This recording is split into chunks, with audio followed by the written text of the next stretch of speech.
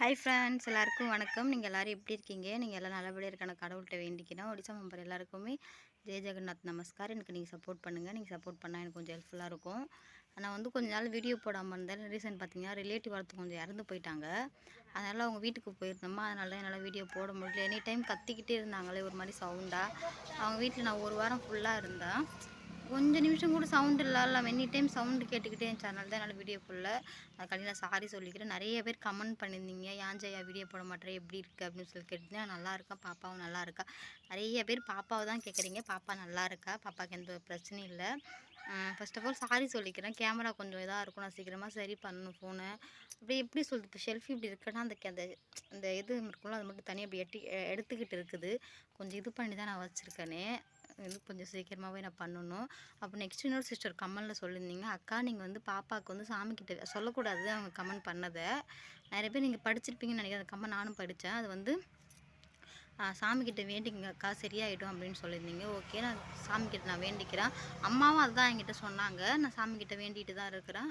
நீங்களும் எனக்கு கண்டி வேண்டிக்கிங்க, அது சரியாயிடும்னு சொல்லியிருக்காங்க. அது ஒரு இயற்கையாக வர்றது, சரியாயிடும், பயப்பட வேண்டாம் அப்படின்னு சொல்லியிருந்தீங்க. அதுக்காண்டி நான் எனக்கு கொஞ்சம் திருப்தியாகவும் இருந்தது. நீங்கள் சொன்னது கொஞ்சம் இதாகவும் இருந்துச்சு.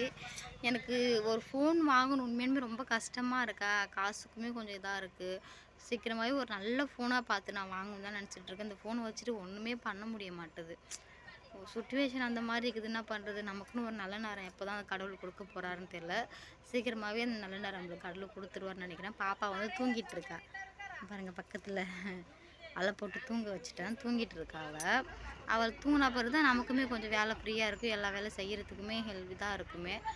அதனால் அவளை தூங்க வச்சுட்டேன். ஏன்னா அவள் தூங்கினா தான் எனக்கும் கொஞ்சம் எல்லா வேலையும் செய்கிறதுக்கு இதாக இருக்கும். காலையில் எழுந்திரிச்சு பாப்பா ட்ரெஸ்லாம் நேற்று தான் ஊர்லேருந்து நாங்கள் வந்தோமே. பாப்பா ட்ரெஸ் எல்லாத்தையுமே க்ளீன் பண்ணி போட்டுட்டு இப்போ தான் நானுமே சாப்பிட்டு முடிச்சு. டைம் 10 மணி ஆகுது. பாப்பா சவுண்டு பண்ணி திரும்பி ஆரம்பிச்சிட்டா பாருங்கள். உங்கள் எல்லாருக்கும் ஒரு குட் நியூஸ் சொல்ல போகிறேன். என்ன குட் நியூஸ்ன்னு பார்த்தீங்கன்னா, ரொம்ப ரொம்ப ரொம்ப ரொம்ப சந்தோஷமாக இருக்குது. அந்த குட் நியூஸை கேட்டால் நீங்களுமே ரொம்ப சந்தோஷப்படுவீங்கன்னு நினைக்கிறேன். நான் வந்து தமிழ்நாட்டுக்கு போக போகிறேன். எனக்கு அவ்வளோ சந்தோஷமாக இருக்குது. ரொம்ப ரொம்ப ரொம்ப ரொம்ப சந்தோஷமாக இருக்குது.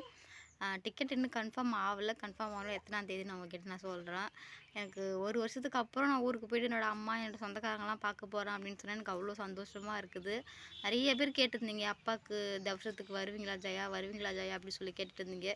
எனக்கே கான்ஃபிடன்ஸே இல்லை, போவேனா போக மாட்டேனா அப்படின்னு சொல்லிட்டு ஒரு பயந்துக்கிட்டே இருந்தேன். இப்போயுமே எனக்கு கான்ஃபிடன்ஸ் சரியாக இருக்க மாட்டேது. போவேனா போக மாட்டேனா அப்படின்னு சொல்லிட்டு ஒரு மாதிரியே பயமாகவே இருக்குது எனக்கு. எனக்காண்டி கொஞ்சம் கடவுள்கிட்ட வேண்டிக்கங்க. நான் எப்படியாவது பாப்பாவுக்கும் உடம்பு சரியாக நல்லா இருக்கணும், எனக்கும் இது. ஏன்னா இவ்வளோ தூரம் ட்ரெயின் நம்ம போகிறோம்ல, பாப்பாவுக்கும் எதுவும் ஆகக்கூடாது, இங்கே இருக்கிற வரைக்கும் பாப்பாவுக்கு எதுவும் இருக்கக்கூடாதுன்னு சொல்லிட்டு எனக்கு சின்னதாக பாப்பாவுக்கு ஜாலியோ உடம்பு சரிதான் நினச்சி மாமனார் என்னை விட மாட்டார். ஊருக்கு போக வேண்டாம் அப்படின்னு சொல்லுவார். செம்மையாக என்னை திட்டாங்களே மாமனார்லாம், என்னை ஊருக்கெலாம் போகக்கூடாது போகக்கூடாதுன்னு சுத்தம்புறாக போகக்கூடாது. பாப்பா கொஞ்சம் பெருசாகுது, அதுக்கப்புறம் போகலாம். ஏன்னா இங்கேருந்து போகிறதுக்கு பாப்பாவை தூக்கிட்டு நீ எப்படி போவா அப்படின்னு சொல்லிட்டு பயந்துக்கிட்டு இருந்தாங்க. அதுக்காண்டி தான் திட்டினார். மற்றபடி என்ன அம்மா வீட்டுக்கெலாம் போகக்கூடாது அப்படிலாம் சொல்லி திட்டலை மாமனார். எனக்காண்டி கொஞ்சம் கடவுள்கிட்ட ப்ரே பண்ணிக்கோங்க. எனக்கு டிக்கெட் கன்ஃபார்ம் ஆகினா தமிழ்நாட்டுக்கு போகணும்.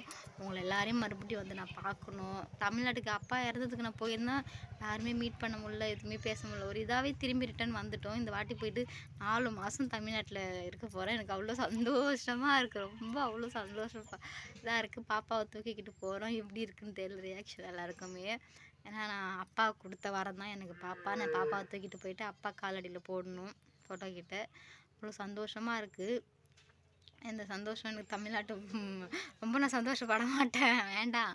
ஆனால் ரொம்ப சந்தோஷமாக இருக்கும். என்கிட்ட சொல்லணும்னு நினச்சேன், நான் சொல்லிட்டேன்.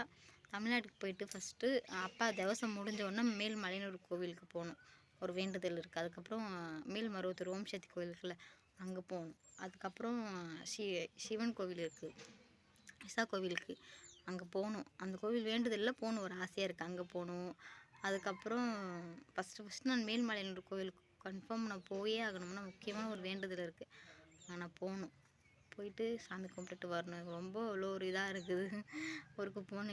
எனக்கு சொன்ன உடனே கையும் ஓடலை காலும் ஓடலை. வீட்டுக்கார்ட்ட நான் சொல்லிட்டு இருந்தேன், அப்பா அது அவசரத்துக்கு எப்படி போகிறது, காசு இல்லை, போகணும் போகணும் அப்படின்னு சொல்லிட்டு இருந்தேன். அதுக்கு அவர் சொன்னார், காசு இல்லை, போக முடியாது, அப்பா போக முடியாது, நம்ம வந்து நான் தீபாவளிக்கு கூப்பிட்டு போகிறேன் அப்படி தான் என்ன சொல்லிட்டு இருந்தேனுங்களா. அழுகு தாங்க முடியல. ஐயோ அப்பா அவசரத்துக்கும் போக முடியல அப்படின்னு சொல்லிட்டு பாப்பாவும் தூக்கிட்டு எப்படி போகிறது சொல்லிட்டு அழுகிட்டு இருந்தேன். அதுக்கப்புறம் சர்ப்ரைஸாக சொன்னார், அப்பா அவசரத்துக்கு நான் ஒன்று ஊருக்கு கூப்பிட்டு போகிறேன், அழுவாத அப்படின்னு சொன்னார். சொன்ன உடனே தான் எனக்குமே கொஞ்சம் சந்தோஷமாக இருந்துச்சு. போயிட்டு கொஞ்சம் பிடிச்சது எல்லாமே நிறையா சாப்பிடணும். மாசமாக இருக்கக்குள்ளே பிடிச்சது எதுவுமே சாப்பிட முடியல. அதுக்கப்புறம் நிறையா ஃபஸ்ட்டு எனக்கு எனக்கு வந்து பரோட்டானா ரொம்ப ரொம்ப ரொம்ப பிடிக்கும். பரோட்டா ரொம்ப பிடிக்கும். போயிட்டு பரோட்டா சாப்பிடும். ஆனால் பாப்பா இருக்கிறா சாப்பிடக்கூடாது. இருந்தாலும் ஒன்றாவது சாப்பிட்ருவோம் போயிட்டு பரோட்டா சாப்பிட்ணும். அப்புறம் வந்து நம்ம ஊர் புளிக்குழம்பு நல்லா அம்மா வைக்கிறது ரொம்ப பிடிக்கும். நம்ம ஊர் புளிக்குழம்பு, நம்ம ஊரில் செய்கிற மீன் குழம்பு, அதுக்கப்புறம் மெயினாக ரசம், நம்ம ஊரில் பண்ணுறது ரசம். அதுக்கப்புறம் நிறையா இருக்குது சாப்பிட்ற பொருள்லாம். எங்கள் அண்ணி வைக்கிற முட்டை தொக்கு, தோசை அது ரொம்ப ரொம்ப எனக்கு பிடிக்கும். அதெல்லாம் அண்ணிக்கிட்ட நான் இப்போ தான் பேசிகிட்டு இருந்தேன். அண்ணி நான் ஊருக்கு வரேன் அண்ணி, எனக்கு இது எல்லாமே செஞ்சு கொடு அண்ணி அப்படின்ன பாரு. அண்ணி வா பாப்பா அப்படின்னு சொன்னிச்சு. எப்போ பாப்பா வருவேன் அப்படின்னுச்சு. டிக்கெட்டு கன்ஃபார்ம் ஆகல அண்ணி, கன்ஃபார்ம் ஆனோம் நான் சொல்கிறேன் அண்ணி எத்தனாம் தேதி வரேன் அப்படின்னு சொல்லியிருந்தாங்க. அப்போ எல்லாத்தையும் நான் ஃபோன் போட்டு நான் பேசுகிறேன். எல்லாமே ரொம்ப சந்தோஷப்பட்டாங்க நான் ஊருக்கு வரேன்னு சொன்ன உடனே. நீங்களும் சந்தோஷப்படுவீங்கன்னு நினைக்கிறேன். ஓகே ஃப்ரெண்ட்ஸ், வீடியோ அவ்வளோதான். வீடியோ பிடிச்சிருந்தா please like, share and subscribe பண்ணுங்கள் guys. Bye friends, next video பார்க்கலாம்.